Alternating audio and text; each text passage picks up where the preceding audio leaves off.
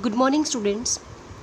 Today's topic is chemical reactions of metals. As we have already discussed the three chemical reactions. This is the chemical reactions of metal with acids.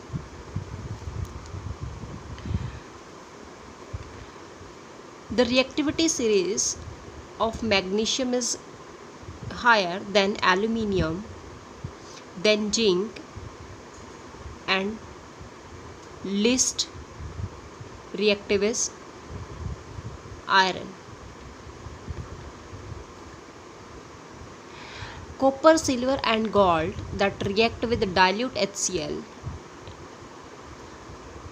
it will not give any reaction because copper, silver, gold are least reactive in reactivity series. But when these metals react with HNO3, it does not give hydrogen gas. Copper react with HNO3 means nitric acid, it will form a cupric nitrate plus water plus NO2 gas. Because HNO3 is a strong oxidizing agent, so it oxidizes the hydrogen produced to form a water, means it does not give hydrogen gas but it will form a water molecule, and it itself get reduced to the oxides of nitrogen, means nitrogen dioxide is formed. Next, fourth reaction of metals with metal salt solution. In this reaction, a metal placed higher in the reactivity series, means more reactive metals, can displace the metal which occupy a lower position from the aqueous solution of its salt, means, or you can say that a less reactive metals can displace more reactive metal from its salt solution.